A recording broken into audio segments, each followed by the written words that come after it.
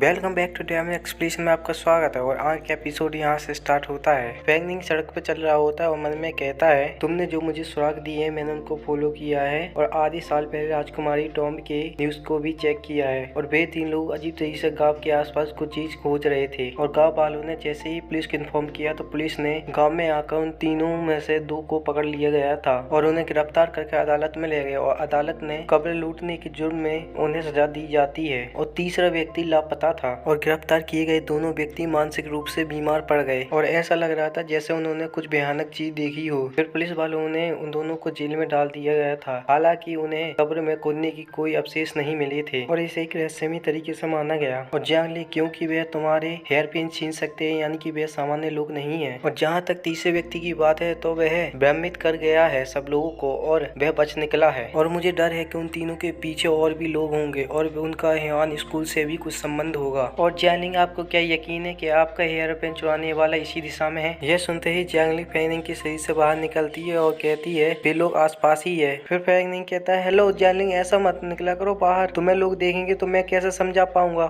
यह सुनते ही जियांग कहती है, ठीक है हस्बैंड। फिर फैंगनिंग कहता है, चिंता मत करो, हम जब ऐसी जगह पहुंचेंगे जहाँ आसपास कोई नहीं है तो मैं तुम्हें बाहर जाने दूंगा। अभी इतना अंधेरा भी नहीं हुआ लेकिन सड़क पर लोग कम हो गए हैं। क्या यह पुलिस के पिछले वार्निंग मैसेज के द्वारा हुआ है? और ऐसा लग रहा है लोगों ने बाहर कम निकलना बंद कर दिया है। लेयर, हमें किस दिशा में जाना चाहिए अब? यह सुनते ही जियांग ली फैंगनिंग के हाथों में से हाथ बाहर निकालती है और उंगली से इशारा करती हुए कहती है, इस दिशा में जाना है। यह सुनते ही फैंगनिंग कहता है, अच्छा इस दिशा में। और फिर वह पीछे मुड़ के देखता है, वहाँ पर बहुत सारी भीड़ लगी हुई होती है और वहीं पर कुछ लोग दिखाई दिए जाते हैं और वहाँ पर एक शराब की बोतल भी हुई होती है और एक किसी व्यक्ति का कंकाल का हाथ भी दिखाई दिया जाता है। और फिर उस व्यक्ति को पूरा दिखाई दिया जाता है जो पूरा ही तरीके से सूख गया होता है। और पुलिस वाले उसकी जांच पड़ताल कर रिपोर्ट बनाने लग जाते हैं और सभी लोग उस लाश को देखकर आपस में बात करने लग जाते हैं कि यह व्यक्ति कितनी बुरी मौत मरा है। फिर पुलिस वाला कहता है, जियो वांग, आप इस केस के बारे में क्या सोचते हैं? फिर फैंगनिंग आगे बढ़ता है और भीड़ भाड़ में धक्का मुक्की देकर आगे बढ़ने लग जाता है और पुलिस वाले की नजर फैंगनिंग के ऊपर जाती है और वह पुलिस वाले उसे देखने लग जाता है। फिर जियो वांग कहता है, मैं इस केस के मामले में क्या सोचता हूँ, इस व्यक्ति की मृत्यु कल रात 3 बजे हुई थी और इसके शरीर पर घाव के कोई निशान भी नहीं मिले और साथ ही खूनी की भी कोई निशान नहीं मिले और खूनी कैमरे में भी नहीं आया है। वह इस आसपास की जगह से परिचित था और यह पिछले 2 केसों की तरह है जिसमें बताया गया था हृदय रुकने से उन दोनों की मौत हो गई थी। लेकिन अजीब बात यह है कि पिछले विक्टिम्स की कोई मेडिकल हिस्ट्री नहीं थी। फिर पुलिस वाला कहता, मैं इस स्थिति के बारे में आपसे पूछ रहा हूँ। फिर जियो वांग कहता, मुझे लगता है इस मामले में यह एक गंभीर हत्या है और वे लोग ऐसे ही खून कर रहे हैं और उन्होंने सभी कैमरों को अवॉइड किया। घटना स्थल पर विक्टिम के साथ कोई संपर्क का निशान नहीं था तो यह जहर देने के माध्यम से हुआ होगा। यह सुनकर पुलिस वाला कहता है, लेकिन विक्टिम के ऊपर जहर का कोई लक्षण नहीं दिखा और उसके शरीर पर नशे का भी कोई निशान नहीं मिला और इसका बाहरी शरीर एकदम मम्मी की तरह दिख रहा है। स्वाभाविक रूप से इसे दोबारा सोचना इम्पॉसिबल है। और क्या इसमें कोई अन्य संभावना है? यह सुनते ही जियो वांग कहता है कि कोई अन्य संभावना, मैं इसके बारे में सोच भी नहीं सकता मास्टर। हत्यारे ने उसे अदृश्य रूप में मार डाला जैसे कोई आसमान से भूत उतरा है। फिर पुलिस वाला कहता है, सभी असंभव चीजों को सुलझाए और एक स्पष्टीकरण दे। यह सुनते ही जियांग वांग कहता है, क्या यह अभी भी भूत हो सकता है? फिर पुलिस वाला कहता है, तैयार हो जाओ, मैंने उच्च अधिकारियों से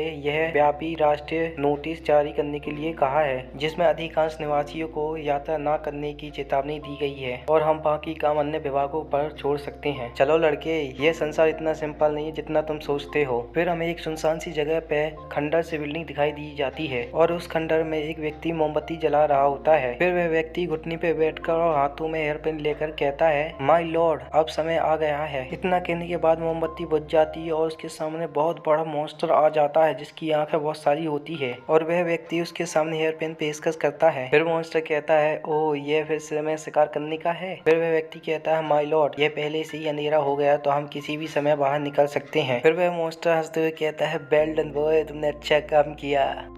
फिर व्यक्ति कांपते हुए कहता है, यह खलनायक का आशीर्वाद है कि वैस के खलनायक को महत्व देते हैं। फिर वह मॉन्स्टर कहता है, यह सच बात है कि मैंने उन तीनों में से तुम्हें चुना है और मेरी मदद से पुलिस तुम्हें कभी खोज नहीं पाएगी। फिर वह हेयर पिन को हवा में लेता है और कहता है, इस राजा के हाथ में इनविजिबल हॉरोरक्स है और यहाँ तक कि 4th लेवल की सोल को भी आसानी से निपटाया जा सकता है, तो इंसानों की तो बात ही नहीं है। और वैसे भी बेस्लो सोल हंटर वहाँ पर पहुँचे तो हम पहले ही वहाँ से निकल चुके थे। चलो फिर आज रात आखिरी बार होगा। फिर वह मॉन्स्टर हेयर पेन की एनर्जी को अवशोषित करने लग जाता है और वह व्यक्ति उस हेयर पेन को हाथ में ले लेता है। फिर हमें एमएस बार दिखाई दिया जाता है और एमएस बार की लोकेशन दिखाई दी जाती है और फैंगनिंग पानी पी रहा होता है। इतने में जानी कहती है, नहीं, शुरुआत से ही उनकी सांसें धीमी हो गई है, जिस केस में अभी अभी आपने मुझे गाइड किया था और यह उस व्यक्ति द्वारा किया जाना चाहिए जिस व्यक्ति को हम तलाश रहे हैं। और उस मृत व्यक्ति को हेयर पिन की खुशबू आ रही थी। यह कहते हुए जैली फैंगनिंग की सही से बाहर निकलती है और उंगली से इशारा करते हुए कहती है, हस्बैंड, मैं इसे महसूस कर सकती हूँ, हेयर पिन बाहर है। मुझे नहीं पता, लेकिन मेरी धारणा स्पष्ट है, लेकिन हेयर पिन जरूर वहीं पर होगी। यह सुनते ही फैंगनिंग बहुत तेजी से दौड़ता है और कहता है वेटर से, waiter keep the change please. फिर वह वेटर पैसों को देखता है और रिपीट करता है, कीप द चेंज प्लीज। फिर वह वेटर बहुत ज्यादा गुस्से में आकर कपड़े को जमीन पर मारता है और कहता है, तुमने ऑर्डर कुछ भी नहीं किया और उबला हुआ पानी पिया है। यहाँ आपने बिना ऑर्डर किए घंटों बैठे रहे और आप कुछ डॉलर छोड़ते हुए चले गए। मैं अभी तुम्हारी बहन की तलाश करने जा रहा हूँ और तुम्हारी शिकायत करूंगा। और इस संसार में इतने कंजूस लोग कैसे हो सकते हैं। मेरे प्यारे दोस्तों, आज का एपिसोड यहीं पे खत्म होता है। नेक्स्ट एपिसोड देखने के लिए चैनल को सब्सक्राइब करें, लाइक करें, कमेंट करें और शेयर करें। और कमेंट में जरूर बताइए यह एपिसोड आपको कैसा लगा है। फिर मिलते हैं दोस्तों नेक्स्ट एपिसोड में।